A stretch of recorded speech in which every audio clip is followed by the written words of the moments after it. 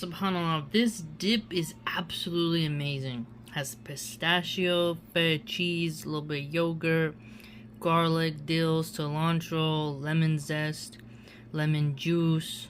You had to put a chili pepper in there. It said red chili pepper, but I used pickled jalapeno because that's what was available.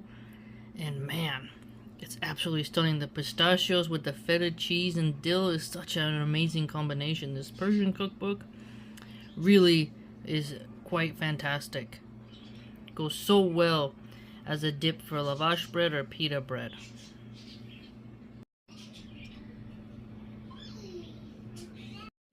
And then this is the recipe right here.